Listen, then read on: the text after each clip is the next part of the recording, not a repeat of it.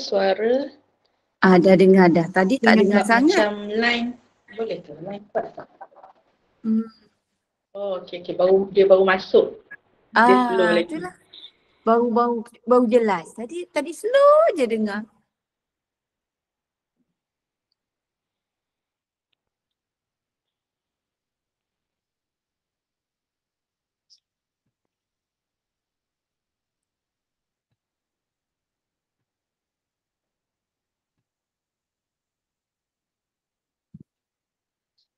Okay, bismillahirrahmanirrahim.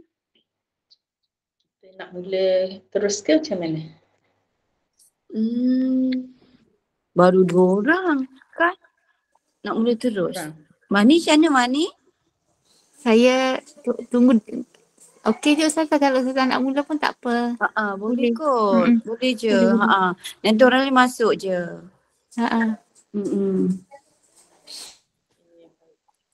Surah Bismillahirrahmanirrahim. Kita sekarang muka surat 345. 345.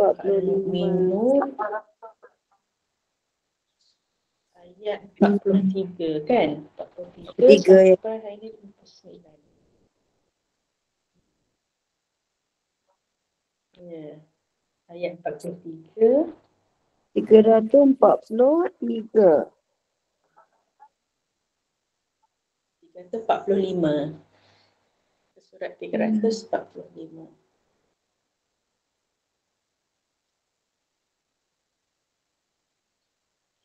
Bismillahirrahmanirrahim. Innal hamdalillah.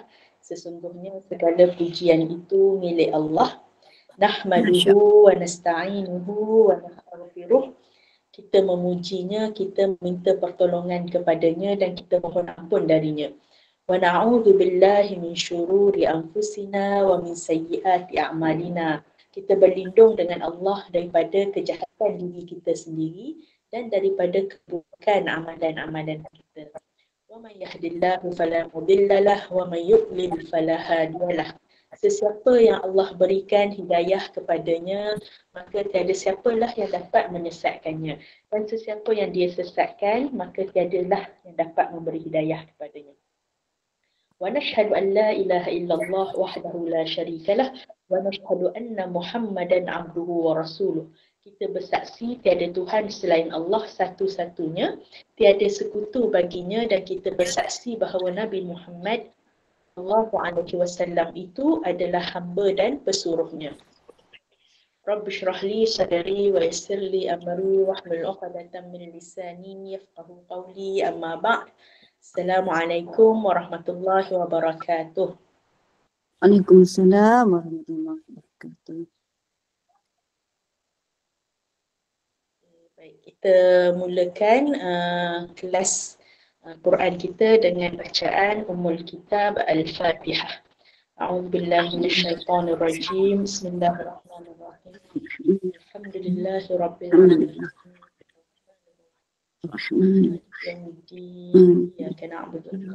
Iyyaka na'budu wa iyyaka nasta'in. Ihdinas siratal mustaqim. Shiratal ladzina an'amta 'alaihim.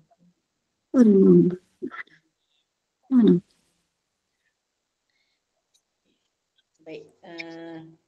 Jadi kita kata sebagai pendahuluan, sebagaimana kita selalu sebutlah, Ummul Kitab ataupun kita kata Al-Fatihah ini adalah kesimpulan satu surah yang menyimpulkan seluruh surah-surah dalam Al-Quran. Jadi dalam Al-Quran ada 114 surah. Jadi surah yang pertama ialah surah Al-Fatihah tu menyimpulkan kita kata lagi 113 surah. Jadi 113 surah tu lagi adalah memperincikan dalam surah Al-Fatihah. Macam kalau tesis, siapa yang buat kajian ilmiah, dia ada kat bahagian depan tu dia panggil abstract. Abstract tu dia menyimpulkan satu, kita kata tesis tu lah kebiasaannya. Jadi begitulah kalau kita nak buat, kita nak mudah faham lah bagaimana kedudukan Al-Fatihah itu di bahagian hadapan sekali untuk kita kata memberi satu kesimpulan yang menyeluruh untuk satu Al-Quran. Dan ia menjadi rukun kan, satu rukun dalam solat. Sangat pentinglah diulang-ulang dalam bacaan solat, dalam harian kita, nak baca doa, nak mula majlis dan sebagainya lah. Supaya apa? Supaya selain daripada diulang dengan lisan, dengan lidah kita, kita juga nak ulang ataupun kita kata nak jadikan tabiat dalam amalan kita. Itu yang kita kata 7 As-Sab'ul Masani. Nama lain bagi Al-Fatihah adalah As-Sab'ul Masani. As-Sab'ul Masani ini adalah 7 yang diulang-ulang yang menjadi tabiat kita. Kalau nak mudah ingatnya kita kata barakah lah. B-A-R-A-K-A-H. Kita kata tabiat orang beriman yang pertama ialah B. B itu Bismillah. Mulakan apa-apa dengan Bismillah. Bismillah itu menjadi permulaan. A. Alhamdulillah, syukur selalu. R. Rahmat Allah sentiasa dirasai. A lagi akhirat menjadi keutamaan sentiasa di hati kita. B. A. R. A. K. K itu keikhlasan. Keikhlasan sentiasa kita menjadi tujuan utama kita lah, ikhlas lillahi ta'ala. Jadi hari ini kita dapat bersama-sama ya untuk baca sama-sama Al-Quran, tadabbur Al-Quran. Sentiasa kita ingatkan biarlah lillahi ta'ala, lillahi ta'ala. Okay, yang seterusnya K, A lagi, amal hidayah untuk semua. Yang ihdinas siratal mustaqim tu kan, itu adalah amalkan hidayah, doa hidayah untuk semua. Dan yang terakhir H barakah. H itu adalah hidup berdasarkan contoh yang diberikan dalam Al-Quran. Dan jauhi, kita kata hidup berdasarkan contoh ahli syurga, jauhi contoh ataupun jauhi jejak langkah ahli neraka. Jadi hidup kita ni hendaklah mengikut jejak langkah ahli syurga, bukan jejak langkah ahli neraka. Itulah barakah yang nak jadi tabiat kita. Jadi kita dah masuk surah Al-Mu'minun, muka surat 345. Jadi kita baca dulu sama-sama ayat 43 sampai 59.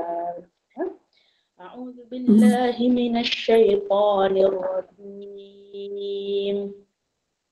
A'udzu billahi minasyaitonir rajim. ما تسبق من أمة أجلها وما يستأخرون ما تسبق من أمة أجلها وما يستأخرون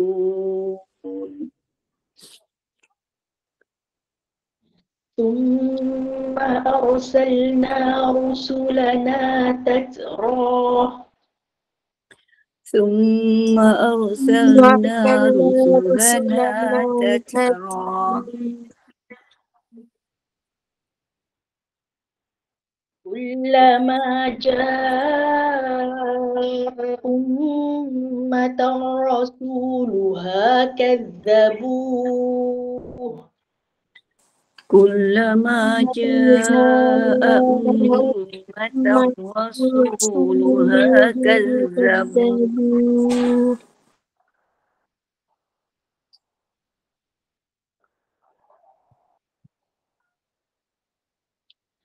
فأتبعنا بعضهم وجعلناهم أحاديث فأتبعنا بعضهم بعدا وجعلناهم أحاديث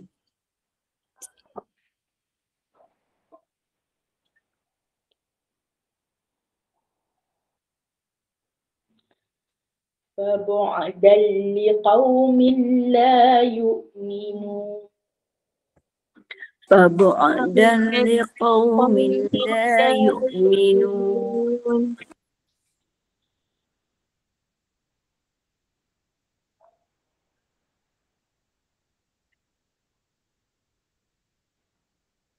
ثم أرسلنا موسى وأخاه هارون بآياتنا وسلطان مبين ثم أرسلنا موسى وأخاه هارون بآياتنا وسلطان مبين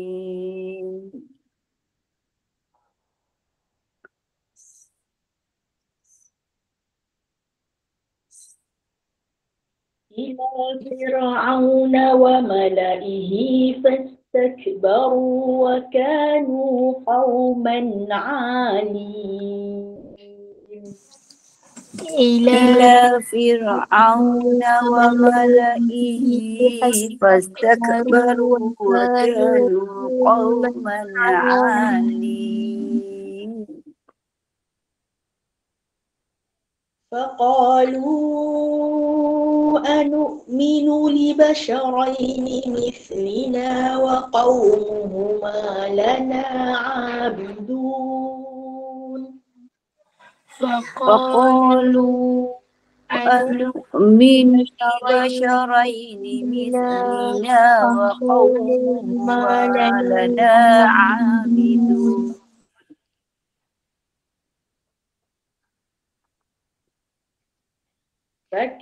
فكذبوهما فكانوا من المهلكين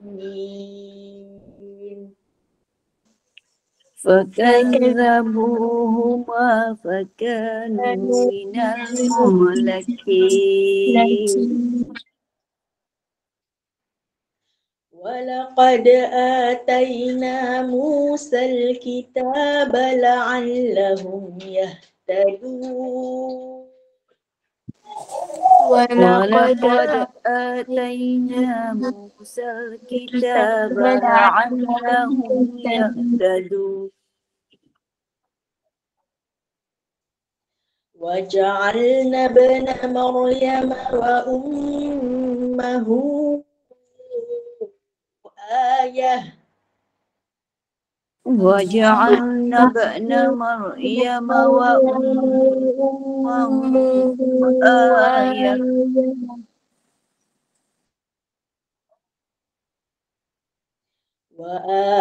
وآويناهما إلى ربوة ذات قرار ومعين وآويناهما إلى ربوة ذات قرار ومعين يا أيها الرسل كلوا من الطيبات واعملوا صالحا يا أيها الرسل كلوا من الطيبات واعملوا صالحا إني بما تعملون عليم إني بما تعملون عليم وإن هذه أمتكم أمة واحدة وإن هذه أمتكم أمة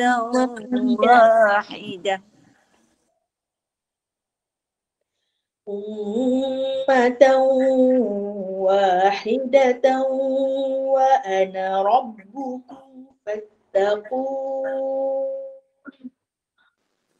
أمة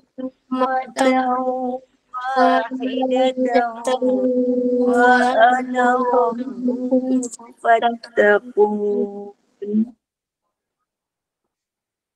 فتقطعوا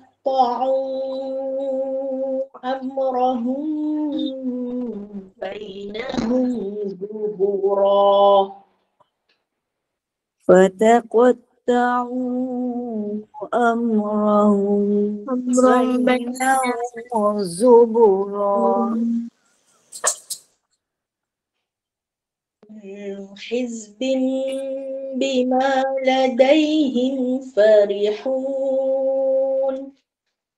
كل حزب بما لديهم فرحون فذرهم في غمرتهم حتى حين وذرهم في غمرتهم حتى حين أيحسبون أن ما نمدهم به من مال وبنين أيحسبون أن ما نمدهم به من مال وبنين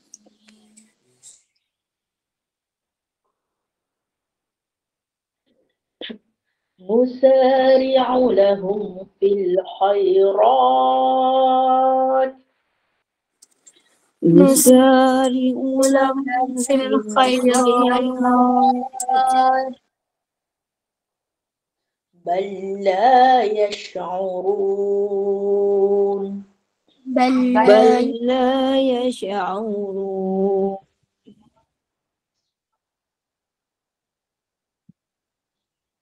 إن الذين هم من خشية ربهم مشفقون إن الذين هم من خشية ربهم مشفقون والذين هم بآيات ربهم يؤمنون والذين هم بآيات ربهم يؤمنون والذين هم بربهم لا يشركون والذين هم بربهم لا يشركون صدق الله العظيم. صدق الله العظيم. Selesai ya bawah bacaan ke surat 345. Kita tengok beberapa lah hukum tajwid. Kalau dekat ayat 43 kita ada izhar halqi. Yang mana izhar halqi?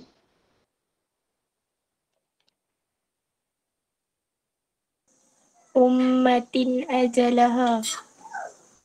Betul. Tin tu kan? Tin dengan min. Min, tin. Dia panggil izhar halqi. Nun tu kita nyatakan. Kemudian kita ada ayat 44. Ummatar rasuluha. Tar, kan? Tanwin bertemu dengan ra. Idgham bila gunnah. Betul, idgham bila gunnah, masuk tanpa dengung. Kemudian ada ikhfa syafawi. Kat mana ikhfa syafawi? Ayat berapa? Ayat 44.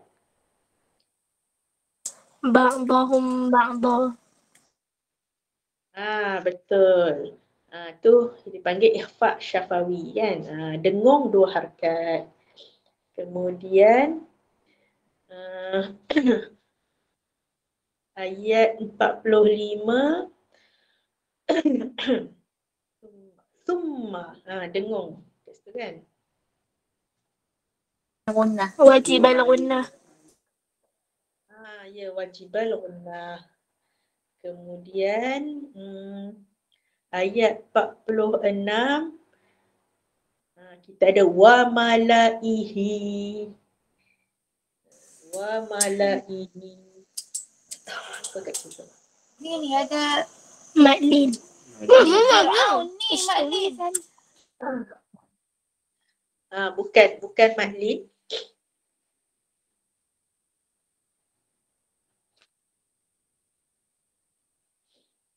Apa tu?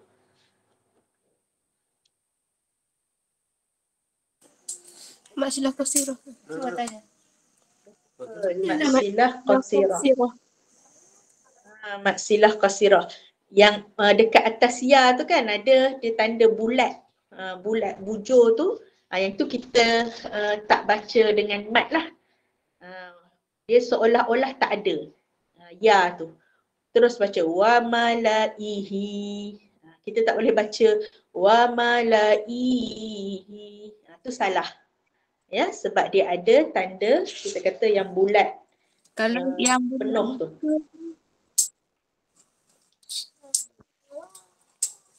Kalau ada bulat yang macam bulat betul tu Ustazah yang dalam yang ada dalam surah Al-Mulk tu kan, yang ada bulat, yang bulat betul-betul tu. Wa ana. Tu kan, yang tu sama ke Ustazah? Macam ni ke? Bulat betul-betul. Betul. Sama kan? Dia bulat penuh. Ana tu dia penuh. Sama. Dia penuh. Sama macam yang kat ayat 46 ni. Nama, ada nama kat sini. Ustazah tak ingat. Macam kalau yang kita baca minggu lepas tu, muka surat mana?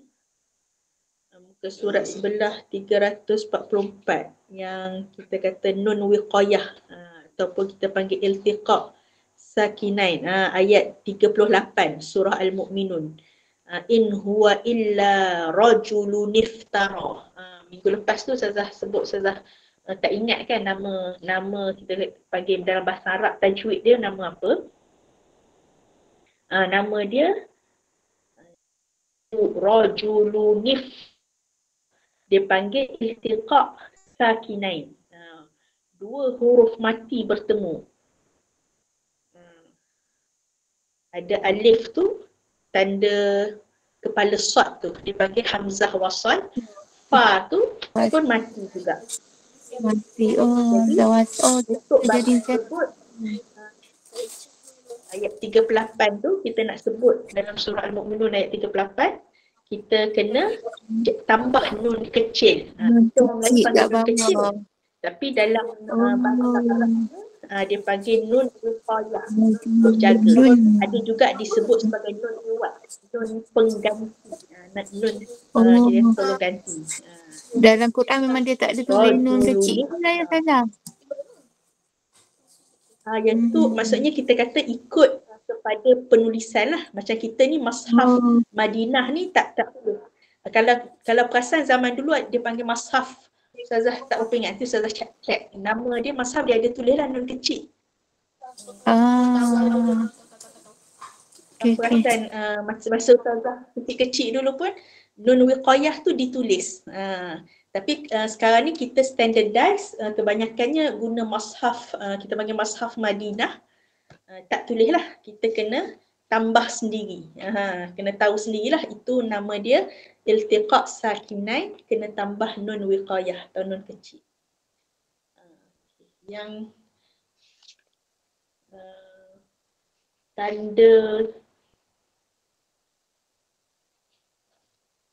tanda yang kita panggil tanda sukun penuh ataupun kita kata tanda mati kan, tanda mati penuh, bulat penuh tu Ustazah kena cari lain. Apa nama dia? Dulu dah belajar, tapi sekarang ni sebab kita tak mengajar bab tajwid kat dekat belajar kat Jabatan Syariah, Ustazah banyak mengajar ulum Quran. nama-nama tu. Dia punya istilah tu. Macam ni lah dekat ayat 46 tu Ustazah carilah yang Ustazah share dalam grup. Wa malaihi. Dia ada penuh kosong apa atau kita kata bulat tu kan, tanda mati tu. Itu dia ada nama dia lah. Macam ana. Ana tu atas nun tu pun, atas alif tu ada mat. Dia tidak dipanjangkan lah. Dia baca tanpa seolah-olah dia tak ada. Macam fastakbaru. Ayat selepas dia tu, perkataan selepas dia. Wa malaihi fastakbaru wa kanu. Alif, kan ada atas alif tu semua ada bulat penuh. Maksudnya, dia maksudnya tak perlu dibaca lah. Tak baca, seolah-olah tak ada pun alif tu. Fastakbaru wa kanu. Kan dia bulat penuh tu kan. Maksudnya, bila bulat penuh, kita tak baca dia lah. Okay. Kemudian ayat 47. Faqalu. Apa Syah? Tanya. Mat Jaiz. Mak Jaiz ya. Jumpa. Ayat 47.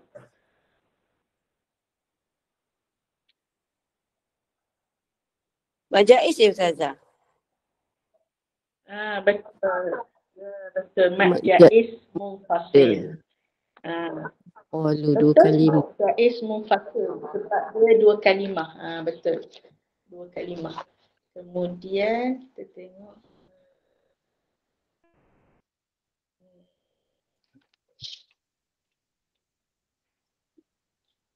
Kalau tengok kat situ pun alif tu kan, faqalu, alif tu ada bulat bulat penuh tu. Itu kita bacalah alif tu. Li basyarain. Basyaraini maksud. Li basyarain. Matlin. Matlin. Betul, matlin. Matlin. Lepas tu Ustazah, Matlin ni bacaan dia kita kena macam mana sebenarnya Ustazah? Matlin ni kalau kita wakaf dia, dia jadi macam mat arid lisukun. 2, 4, 6. Maksudnya kalau kita nak pergi tu, faqalu li basyarain. Nak buat 2 harakat pun boleh. Ataupun 4 li basyarain. Li basyarain. Dia sama macam harus disukun. Ali. 2, 4, 6 lah. Cuma kalau kita pilih nak buat 2, semua kena 2. Kalau kita pilih nak buat 4, semua 4. 6 semua. Okay, kemudian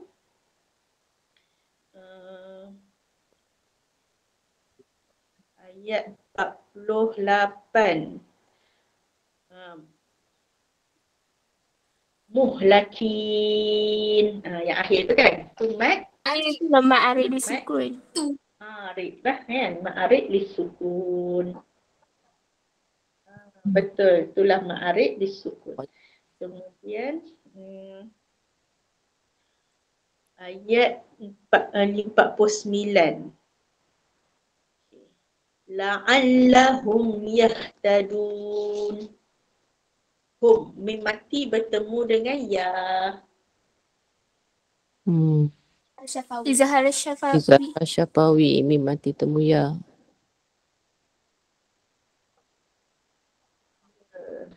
Izhar Syafawi. Okay, mim tu dinyatakan lah. Kemudian ayat 50. Wa ummahu ayah.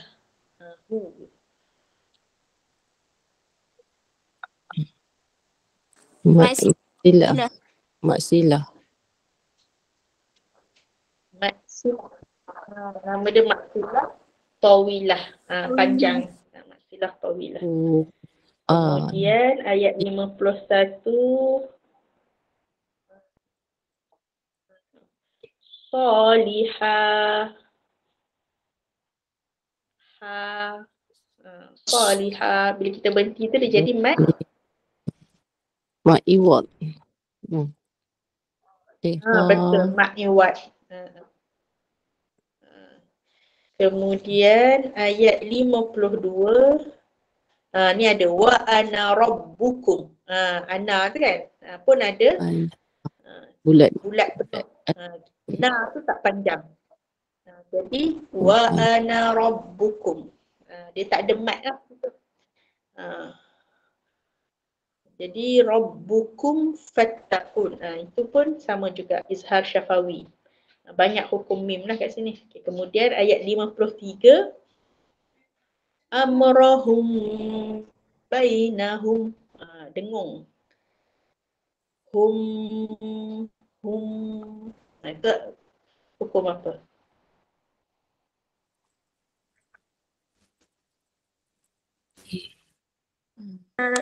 Mati temu.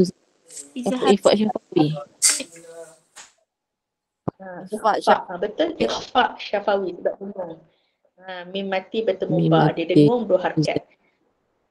Mim mati bertemu ba. Yang ni yang saya sebut ada perbezaan lah cara bacaan.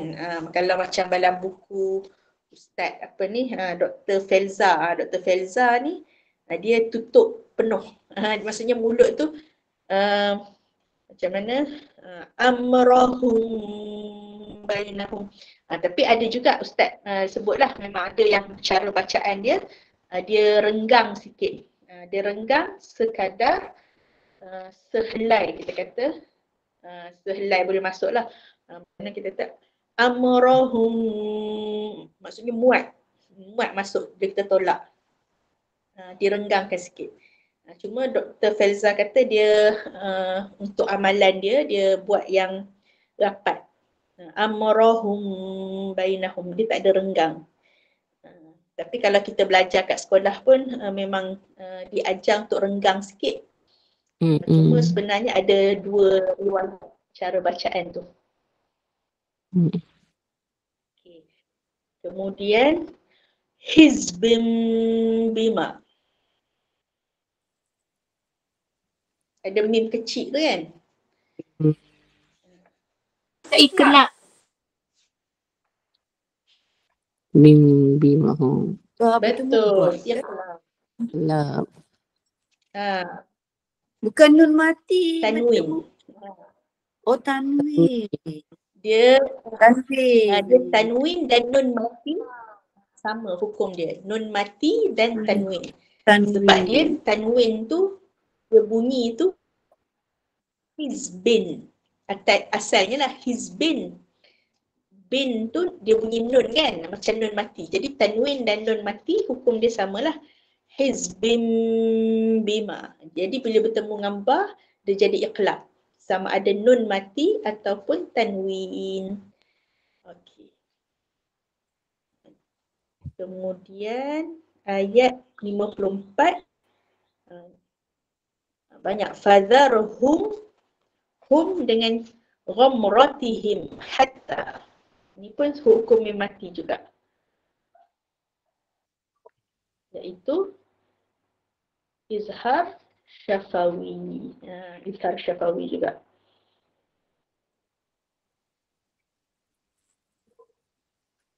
Okey, kemudian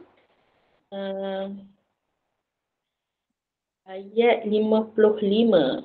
Mim nun mati bertemu dengan mim.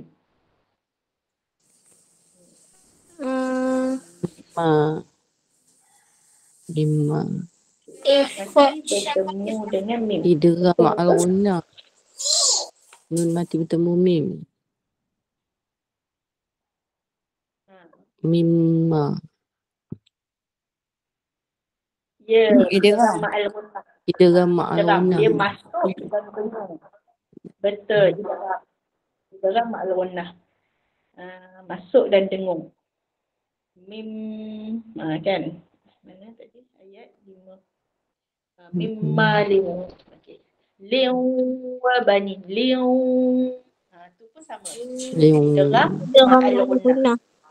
Idgham al-ghunnah kat tanwin temu. Wow. Yang tanwin bertemu waw. Kemudian ayat 56 Musari'u. Ini balla Bal. lam bertemu lam. Huruf yang sama. Lam bertemu lam. Lam bertemu lam. Tak tahu Ustazah yang ni apa, mim bukan, nun mati, hukum nun mati pun bukan. Lam bertemu lam. Huruf yang sama, Sama bertemu. hukum yang Mislain. sama bertemu dengan huruf yang sama. Dia sama. Idgham. Idgham mislain. Idgham mislain. Lain lah. Dia kalau sama-sama mislain. Sama. Dia idgham, dia masuk.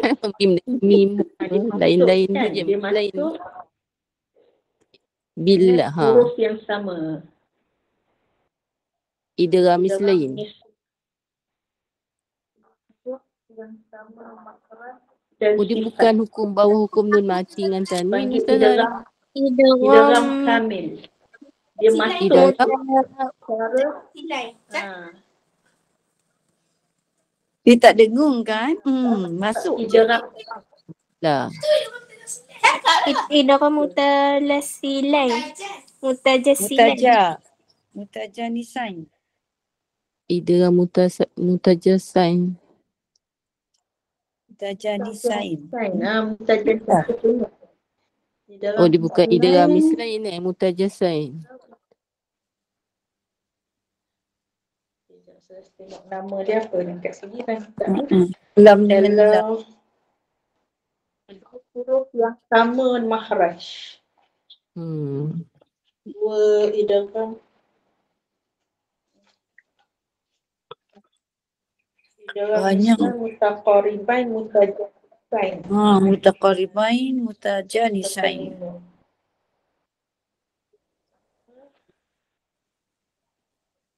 Dia ada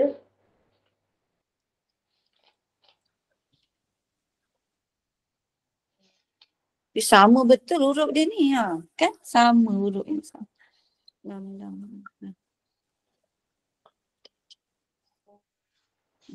ya, saya tengok ini.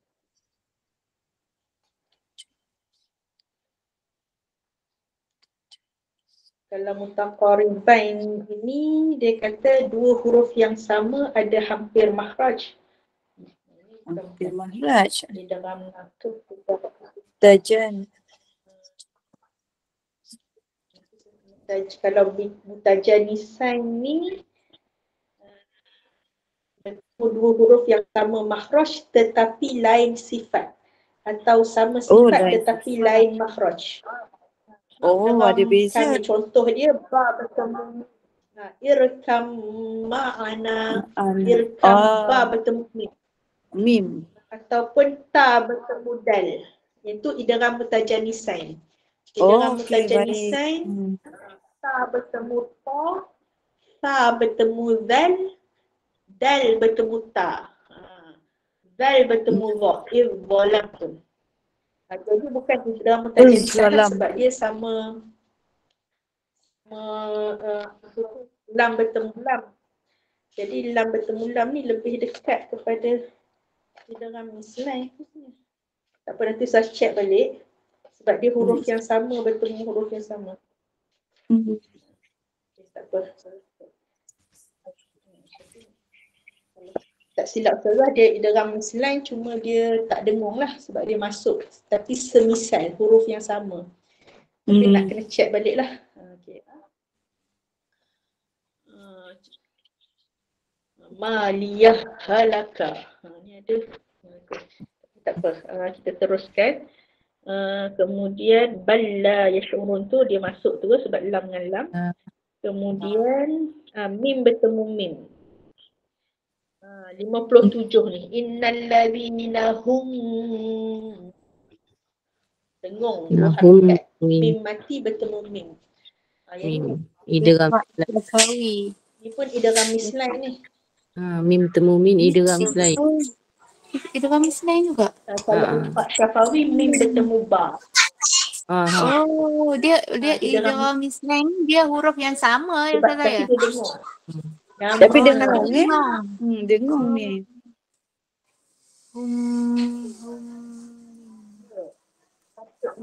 Ini dengung sebab dia mim.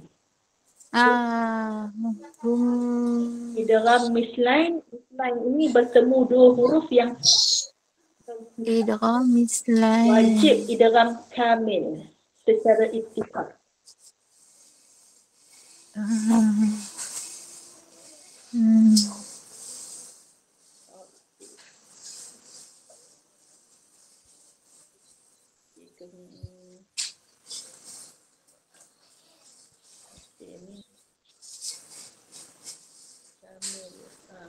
Ada cakap pelaksanaan dia itu bagi dalam kamil. Gabungan yang sempurna merujuk kepada semua sifat pada huruf pertama masuk ke dalam huruf yang kedua.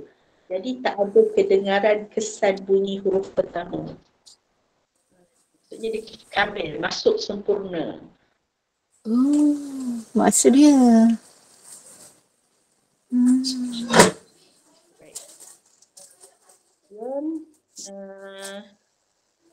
Ayat 58 walladzina hum bi ayati, banyak huruf mim mati ni. Mim mati bertemu ba. Yang ni Banyak betul syafawi. kat sini. Lepas tu ayat 59 yang terakhir pun walladzina hum bi rabbihim, dengung. Mim mati Sama bertemu ikhfa ba. syafawi. Yang belakang tu mim mati bertemu ba. Lepas tu mim mati bertemu lam. Itu izhar syafawi. Izhar syafawi. Syafawi tu maksud dia apa? Syafawi tu maksudnya bibir, dekat bibir. Bibir. Maksud syafawi tu bibir. Bibir. Maknanya huruf tu Jadi bila kita kata huruf izhar bibir. syafawi, nyata pada bibir. Bunyi birabbihim nyata. Mati. Birabbihim. Ya tak dia Ya, kita dia huruf tu bibir dia kita tu pada bibir bertemu. dan nyata. Jadi kalau ikhfa syafawi, dia tersembunyi lah sebab kita dengung kan dia.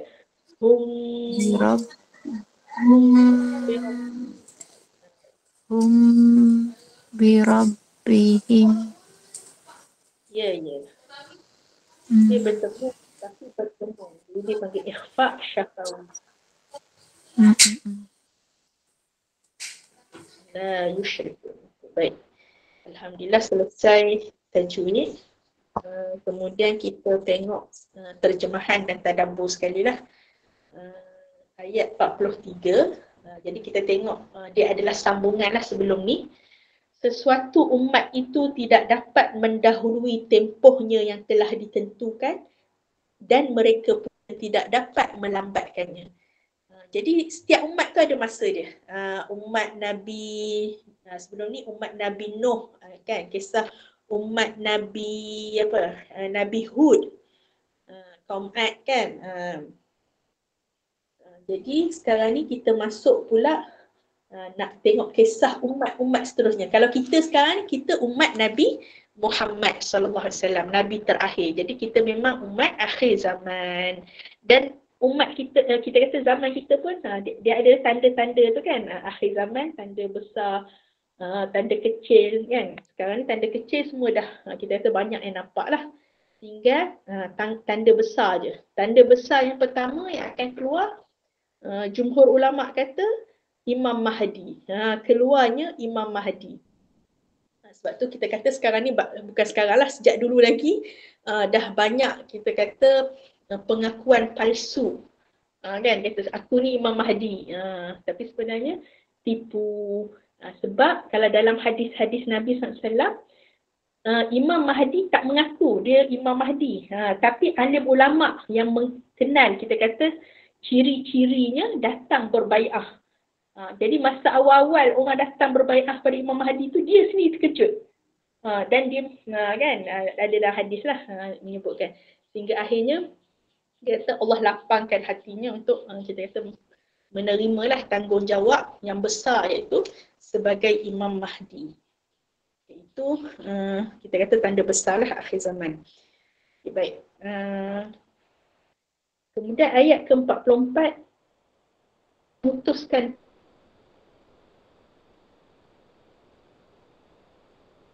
para rasul kami silih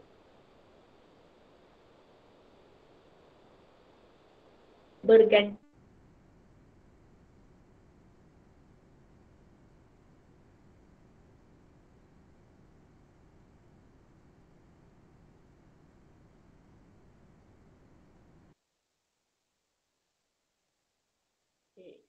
Nama surah Al-Mu'minun yang kita nak ikut lah.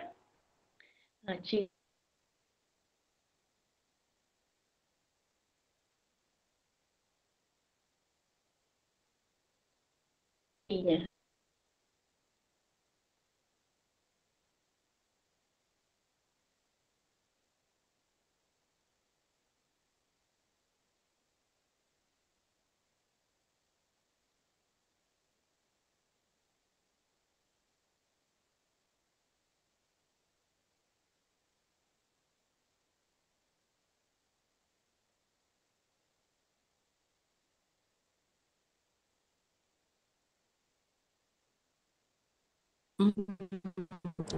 Line terputus ke Ustazah? Itulah tak dengar pun. Tiba-tiba hilang. Putus kot. Tapi Kat ada. Kedah. Kat Kedah ke rumah? Baru Sampai sampai tadi Mani cakap. Bila baliknya? Pagi, petang semalam. Oh, bagus. Lepas tu pergi hantar insyirah apa semua di Kepinik. Patutlah. Tu yang kononnya ingatkan balik awal lagi hari tu. Tapi tu dah semalam baru balik pagi. Sampai tak larat lah tadi nak pergi Mustazah. Cuma ni cakap, Numan nak pergi Mustazah kata dia. Itulah, ada ingatkan kok balik awal lagi sempat. balik. Tak balik awal pun. Ni apa semua. Balik semalam baru balik sini. Tak masuk. Tak ada ni kot. Tadi pun macam kadang-kadang tu macam hilang-hilang juga.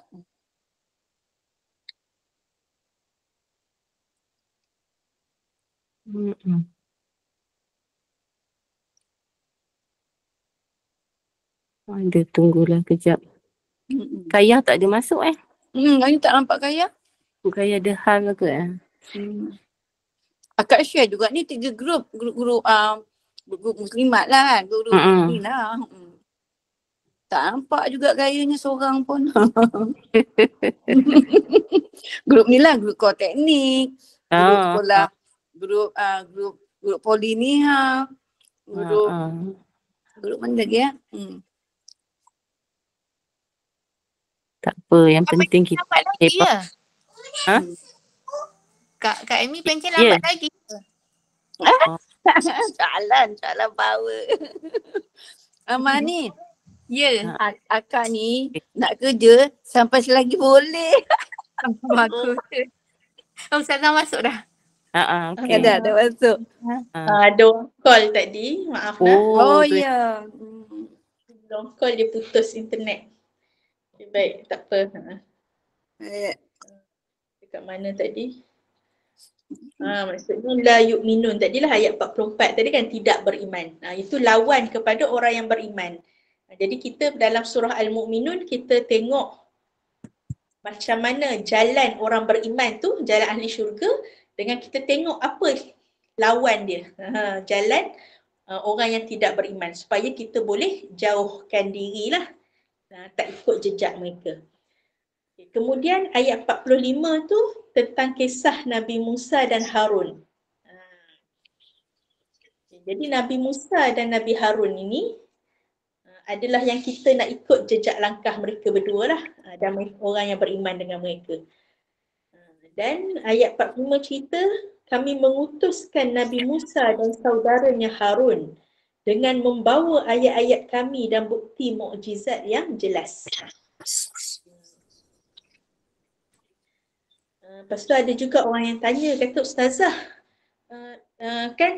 Nabi Musa masa kecil dulu dihanyutkan sebab tentera Firaun nak bunuh anak-anak lelaki kan. Jadi mak dia hanyut kan. Nabi Harun ni macam mana boleh hidup pula Ustazah? Kan? Sebab dia tak lelaki juga. Ada yang tahu juga, yang dia tertanya-tanya. Jadi memang alim ulama ada bincangkan.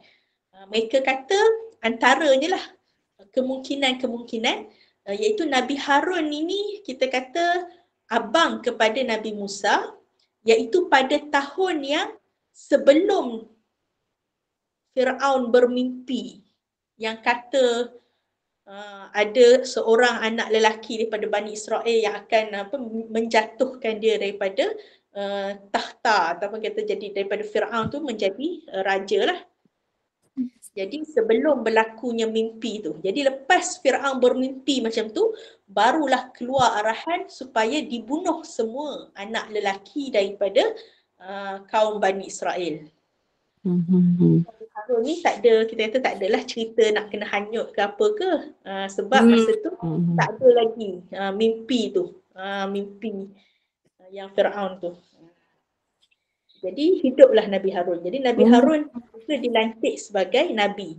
Sebab Nabi Musa apabila dilantik sebagai Rasul kan untuk menyeru Firaun dan kaumnya, maka Nabi Musa minta supaya ada pembantu lah.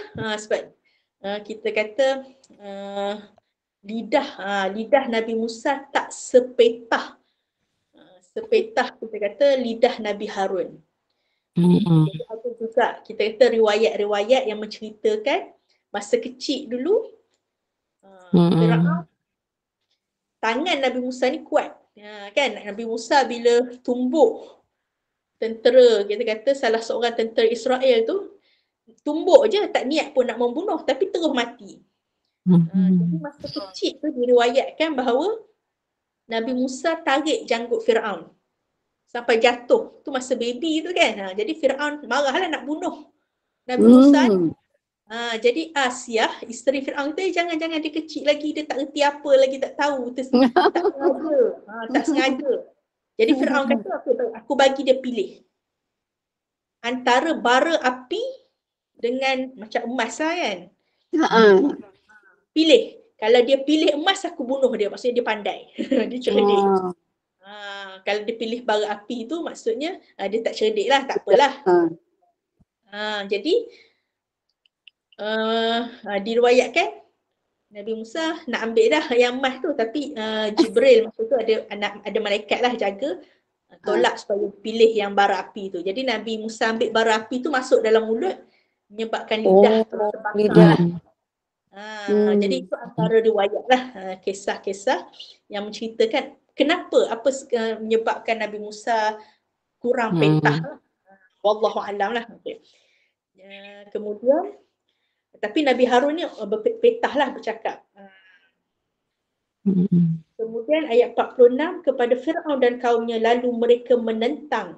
Ni sikap mereka lah, dengan sombong. Menentang dan sombong lah pula kan. Fastakbaru tu maksudnya sombong. Serta menjadi kaum yang membesarkan diri. Qauman alim. Jadi ini sifat-sifat yang tercela yang kita perlu jauhilah. Sebab ini adalah sifat ahli neraka. Sombong dan rasa tinggi diri. Kemudian ayat 47, sehingga mereka berkata dengan angkuhnya, patutkah kita beriman kepada dua manusia seperti kita, sedangkan kaum mereka menjadi orang suruhan kita. Bani Israel menjadi, kita kata, hamba lah kepada Firaun, kita kata kaum yang lemah lah. Dan fakadzabuhuma, lalu mereka pun mendustakan kedua-duanya, maka jadilah mereka sebahagian dari kalangan orang yang dihancurkan. Kemudian ayat 49, dan sesungguhnya kami telah memberikan Musa kitab Taurat, semoga mereka mendapat hidayah. Jadi kita pun ada Al-Quran. Jadi Al-Quran merupakan kitab hidayah lah untuk kita. Kemudian masuk pula kisah Nabi Isa. Ayat 50.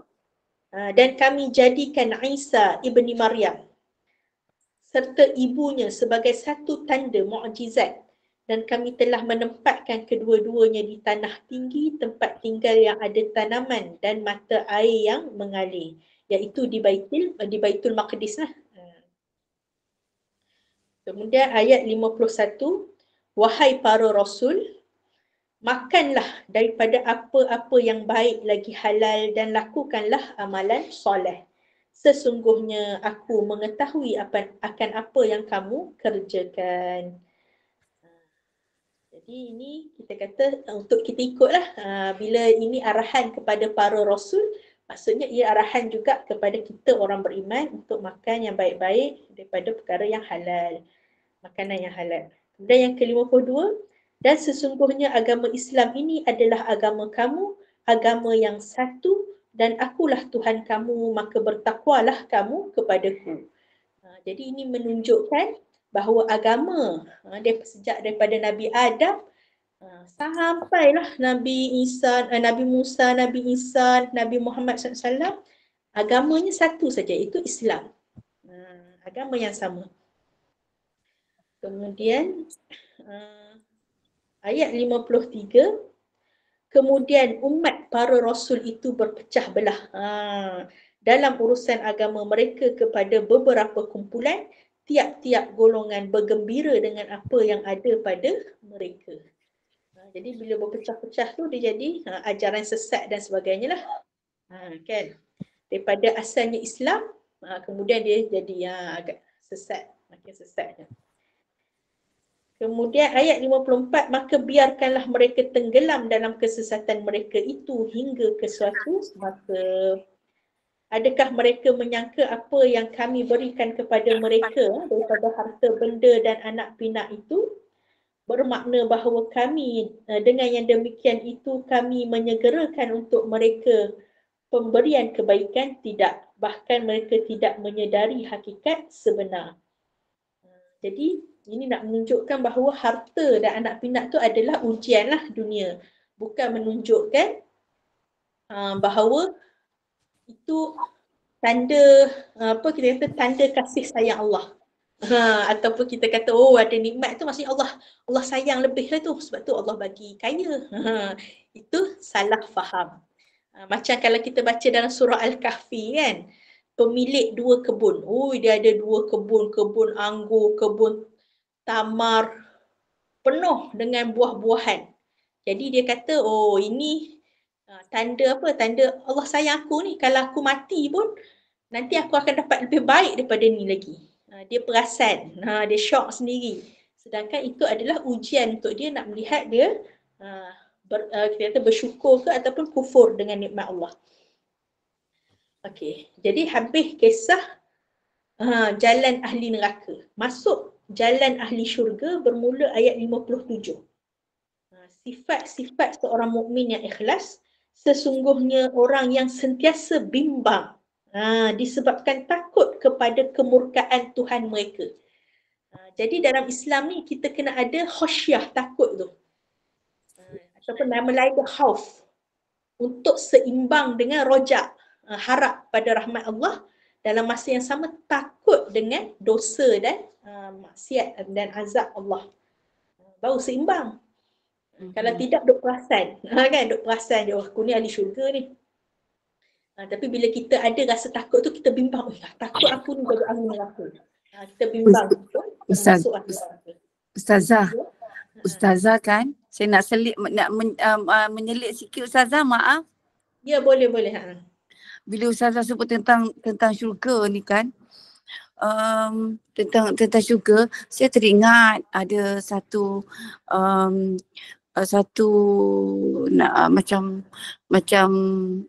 macam ceramah ke, ceramah lah maknanya dia satu kuliah, dalam kuliah. So bila ustaz tu sebut, ustaz lah saya kira yang bercakap kan, dia kata dia sebut mengatakan bahawa mereka-mereka di sana itu adalah sesat. Kitalah yang akan wajib masuk syurga. Itu ayat macam tu, saya terkejut dengan Ustazah.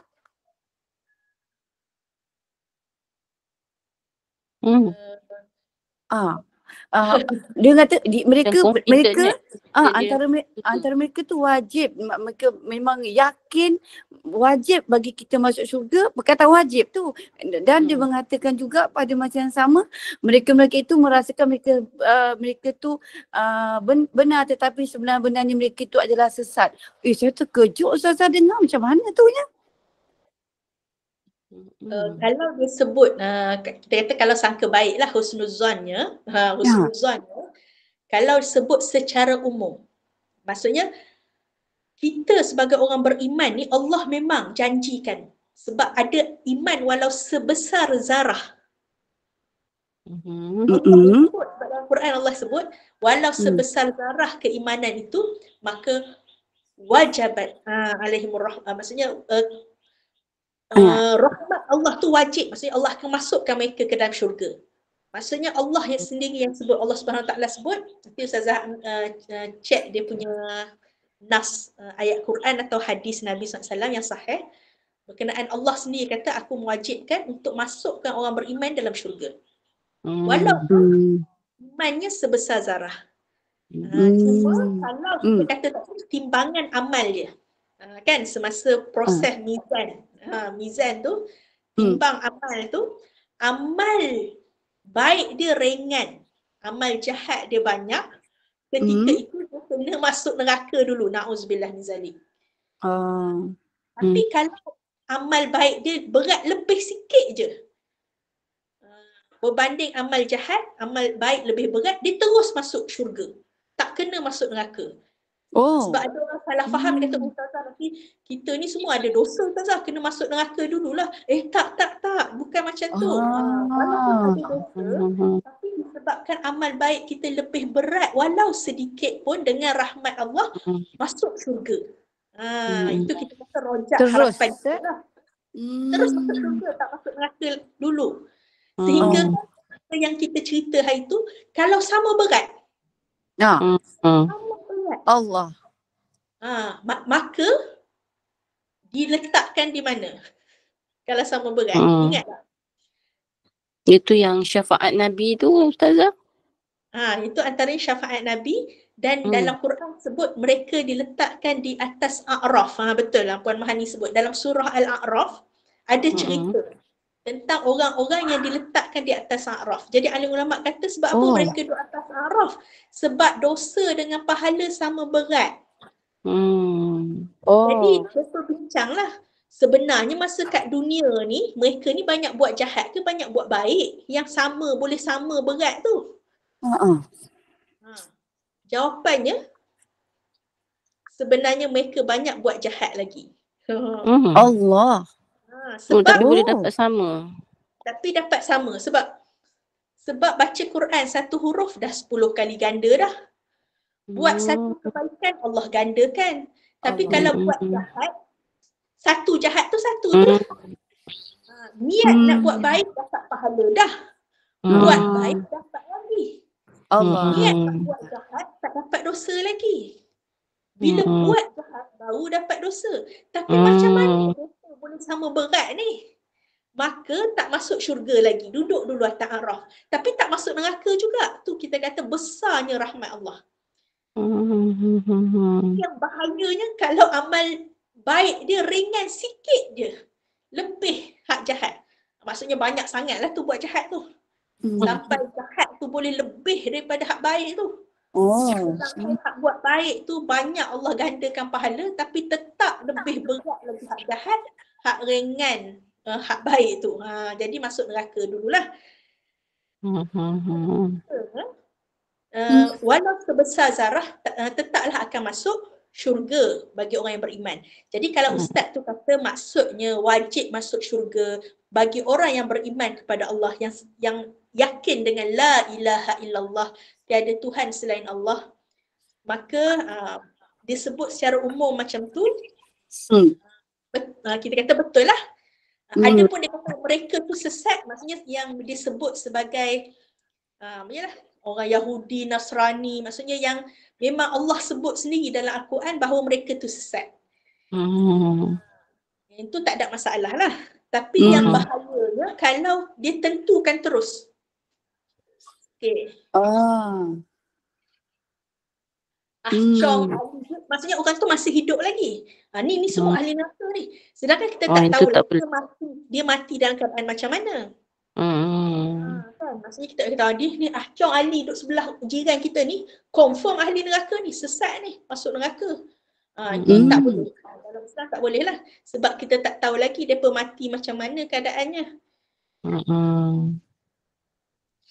Jadi kita tapi Islam, tapi Ustazah, kalau ikut apa yang saya faham tu ditujukan kepada orang selain daripada kalau yang macam mana, macam selain daripada kumpulan dia lah. Itu. Oh, yang bukan kumpulan dia. Islam lah. Tapi macam kita kata sepatutnya tak boleh sebut macam tu lah kalau kita kata sama-sama, kita kata Ahlus Sunnah wal Jamaah. Kecuali lah dia macam mungkin ke arah Syiah, sebab ada, kita kata memang ada fatwa lah kan yang sesat. Maksudnya kalau tak ada fatwa kata mereka tu sesat, macam liberal kan, fatwa ada sesat, lagi Sisters in Islam, kita kata ada fatwa kata sesat, maka dia kata itu sesat tu sebab apa? Sebab ada fatwa. Tapi kalau tak ada fatwa, tak ada apa untuk menuduh orang lain sesat tu, kita berhati-hatilah, macam itulah. Baik. Allah. Kemudian okey.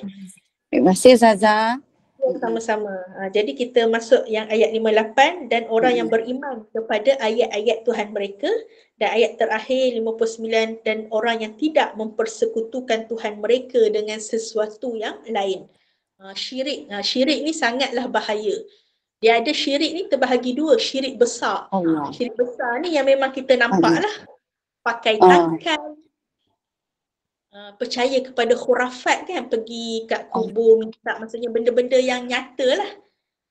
Itu kita panggil syirik besar, nyata. Ada pun syirik kecil, yang tu kena sangat berhati-hati. Syirik kecil tu yang kita kata riak, apa lagi, riak. Dia buat amalan tapi sebab nak tunjuk ke orang. Maksudnya dia mensyirikkan Allah, patutnya amalan tu lillahi ta'ala. Tapi dia buat tu supaya orang puji dia, orang apa-apalah, maksudnya niat dia dah terpesong sebab-sebab duniawi. Na'udzubillah lah. Sebab tu kita sentiasa ada doa kan, Nabi SAW ajak dalam maksurat. Memang kita kata perlu diamalkan sebagai harian lah. Dia zikir pagi petang. Iaitu Allahumma inna na'udzubika min an nusyrika bika syai'an na'lamuh wa nastaghfiruka lima la na'lamuh. Ya Allah, kami meminta perlindungan denganmu daripada kami mensyirikkan engkau dengan sesuatu yang kami tahu, dan kami minta keampunan kepadamu daripada syirik yang kami tak tahu. Kadang yang tersilap, yang tersalah. Jadi kita amalkan zikir ni ataupun doa ni lah pagi dan petang untuk mengelakkan daripada dapat dosa syirik ni kan. Na'udzubillah. Memang bahayalah. Jadi tu yang kita lihat jejak langkah ahli syurga tu bermula 57. Nanti kita akan sambung lagi lah minggu depan insya-Allah. Sifat-sifatnya muka surat sebelah tu, ayat 60 dan 61. Wallahu a'lam. Setakat ni ada apa-apa soalan tak? Ustazah, nak tanya berkaitan dengan sujud syukur. Ya, sujud syukur. Sujud syukur tu selalu kita tengok bila kita mendapat sesuatu yang kita macam tak jangka lah, contohnya kan. Contohnya budak sekolah lah kan, dia dapat SPM sebelah A contohnya. Jadi dia nak buat sujud syukur tu semasa dia dapat putusan ke, ataupun dia boleh balik rumah, dia ambil semayang baru dia buat. Dan mak dia boleh tak buat? Contohnya. Boleh. Dia Hmm. maksudnya nak buat terus kat sekolah pun boleh. Kalau dia dah menutup aurat, kita kata dalam mazhab Syafi'i, sujud syukur ni syarat sah sujud syukur sama macam syarat sah solat. Maksudnya kena menutup aurat, ada wuduk, menghadap kiblat. Tapi tak dinafikan. Contohnya macam mazhab Hanafi kan. Kalau kita tengok orang-orang yang bermazhab Hanafi, contohnya belah-belah India, Bangladesh, Turki, ramai yang bermazhab Hanafi. Mazhab Hanafi sujud syukur mereka kata tak sama macam solat. Solat lain, sujud syukur lain. Jadi sujud syukur ni boleh terus sujud walaupun tak menghadap kiblat, walaupun tak ada wuduk. Walaupun kita kata nampak lutut dan sebagainya lah, tak, maksudnya aurat tak tutup dengan sempurna, boleh sujud syukur. Jadi ni ada khilaf lah. Tapi kalau dalam mazhab Syafi'i, sama syarat sah dia dengan solat. Jadi kalau kita tengok contohnya pemain bola ke apa dalam sukan-sukan kan, kadang-kadang mereka menang tu terus sujud. Kata mereka ni kenapa ada sujud arah sana, sujud arah sini? Kan tak sama. Sebab dalam mazhab Hanafi tak disyaratkan arah kiblat. Sebab bagi mereka sujud syukur tak sama macam solat. Tapi kalau dalam mazhab Syafi'i, dalam bab ibadat memang mazhab Syafi'i terkenal sebagai mazhab yang agak strict lah dalam kita kata bab ibadat ni. Jadi sujud tu sama macam solat, mesti menutup aurat, menghadap kiblat, ada wuduk. Jadi kita kalau kat Malaysia ni memang kita kata Nusantara, biasanya kita kata mazhab yang otoritinya adalah mazhab Syafi'i. Jadi kalau nak sujud terus boleh kalau dia tutup aurat, menghadap kiblat, ada wuduk, nak terus sujud. Tak ada masalah, dia tahu kiblat arah mana, terus sujud dekat situ. Atas lantai dewan dan sebagainya, kat kelas boleh, tak ada masalah. Ataupun nak tunggu balik rumah dulu, bagi tahu kat mak tu sujud syukur kat rumah elok-elok sama-sama pun boleh juga.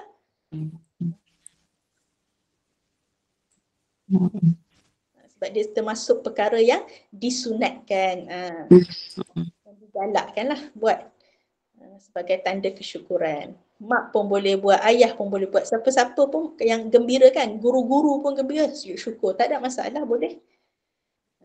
Terima kasih Gaga. Ustazah nak tanya sikit pasal solat Isra'. Dia 12 atau 15 minit lepas matahari terbit. Lepas tu tempoh masa dia tu berapa lama Ustazah? Sehingga soalan ni pun memang ditanyalah kepada Mufti Wilayah Persekutuan berkenaan solat sunat Isra', iaitu solat sunat apabila permulaan terbitnya matahari. Dia sebenarnya Mufti kata itu sebenarnya termasuk juga solat sunat duha. Cuma solat dikhususkan namanya sebagai solat isyraq sebab dia adalah solat di awal permulaan waktu duha. Jadi bila semakin panas, biasanya nanti Ustazah semak balik dalam fatwa Mufti lah, dia ada sebutlah berapa minit dia punya tempoh tu. Ustazah pun tak hafal lah dia punya tempoh tu. Jadi dia ada waktu duha ni, dia ada waktu afdal dia juga kan, waktu afdal dia sampai 10 bila matahari dah mula rasa panas tu. Dipanggil lebih dikenali sebagai solat sunat duha. Adapun solat sunat isyraq itu adalah pada permulaan waktu duha, iaitu ketika mula terbitnya matahari. Jadi Ustazah semak baliklah waktu tempoh dia berapa Ustazah. Tak hafal. Ustazah kalau dah solat Isra' tak perlu solat duha dah lah? Boleh digalakkan solat duha. Boleh lah kan, boleh lagi lah kan, dan pukul 10-11 tu kita buat solat duha pula kan? Ya betul, boleh. Sebab solat sunat isyraq ni permulaan waktu duha. Cuma kita kata kalau solat sunat duha ni dia termasuk sunat muakkad yang sangat digalakkan. Sama juga macam solat rawatib kan. Solat rawatib macam solat dia ada 10 waktu yang sunat muakkad. iaitu sebelum subuh 2 rakaat, 10 waktu pula, 10 rakaat yang dipanggil sunat muakkad lah. 2 rakaat sebelum subuh, 2 rakaat sebelum zuhur, 2 rakaat selepas zuhur, 2 rakaat selepas maghrib, 2 rakaat selepas isyak. Jadi ada kata, Ustazah 2 rakaat sebelum asar tak ada ke? Ada, disunatkan juga, hukum dia sunat. 2 rakaat sebelum asar, cuma dia tak termasuk dalam sunat muakkad, sunat yang sangat-sangat digalakkan. Sama macam solat sunat isyraq tu sunat. Tapi dia cuma tak termasuk dalam sunat muakkad. Yang muakkadnya adalah sunat duha. Itu sangat digalakkan. Okay. Terima kasih Ustazah. Sama-sama. Okay. Kalau tak ada apa-apa soalan, tak apa, kita tangguhkan dengan tasbih kafarah. Ustazah, minta maaf saya tak jadi pergi rumah Ustazah ini. Tak apa. Sebab baru sampai, pagi tadi baru sampai. Ingatnya hari tu macam plan boleh datang awal Kedah. Tak apa. Okay, InsyaAllah lain kali tak apa, boleh mai. Okay, insyaAllah nanti ada masa lain. Okay. Okay, jadi kita tutuplah dengan tasbih kafarah. Oh, witir muakkad tak? Soalan. Ya, solat sunat witir, solat sunat muakkad yang sangat-sangat digalakkan. Sebab Nabi SAW tak pernah tinggal sepanjang hayat Nabi SAW sunat witir. Sehingga kan Abu Hurairah, kan sahabat Nabi SAW sebut, dia kata, sejak aku tahu ni kan, yang memang yang Rasulullah suka ni, yang Allah dan Rasulnya suka, iaitu sunat witir ni, aku tak pernah tidur kecuali aku solat sunat witir dulu. Sebab bimbang dia tak jaga. Jadi daripada sinilah alim ulama kata, siapa yang rasa dia ni tak pastilah jaga ke tak jaga untuk solat sunat tahajud ni, bila dia tak pasti, maka lebih baik dia solat sebelum tidur. Tapi kalau dia memang dah kebiasaannya jaga, memang pukul 5 je jaga, pukul 5 pagi je jaga, maka lebih afdal untuk dia solat sunat lepas solat sunat, kita kata tahajud, solat sunat taubat, hajat dan sebagainya lah kan. Barulah dia solat witir. Dan solat witir ni boleh buat 3 rakaat boleh, 1 rakaat sahaja pun boleh. Jadi kalau malas boleh tak 1 rakaat? Boleh. 1 rakaat pun boleh. Tapi yang afdalnya, ialah kita kata lebih lah kan. 3, ada orang buat 5, 2, 1. Kebiasaannya orang buat 2, 1 lah. 2, 1. Dan boleh juga kalau nak buat 3 terus, tapi tak ada tahiyat awal lah. 3 terus. Tapi yang paling afdal, sebab ada juga soalan ni ditanyalah dekat Mufti Wilayah Persekutuan. Jadi mereka share dalil-dalilnya. Yang afdalnya buat 2, 1. Maksudnya 2 tu bagi tahiyat akhir dulu, bagi salam. Lepas tu baru naik untuk 1 rakaat saja. Lepas tu baru bagi tahiyat akhir dan salam. Dia panggil 3 rakaat, 2 salam. Ada orang buat 3 rakaat, 1 salam. Maksudnya dia teruslah. Tapi tanpa tahiyat awal lah. Boleh 3 terus niat 1 ke? Niat 3 rakaat lah. Maksudnya solat witir 3 rakaat kerana Allah Ta'ala. Ada orang nak buat 2, 1. Masing-masing lah ke atas kemampuan. Okay, wallahu a'lam. Nakhtatim bi suratil asri wa tasbih kafarah. Subhanakallahumma bihamdika nashhadu an la ilaha illa anta wa nastaghfiruka wa natubu ilaik. Bismillahirrahmanirrahim. Wal 'asr innal insana lafi khusr illa alladhina amanu wa 'amilus solihati wa tawassaw bil haqqi wa tawassaw bis sabr. Aqulu qawli hadha wa astaghfirullahal 'azim li wa lakum. Wassalamu alaikum warahmatullahi wabarakatuh.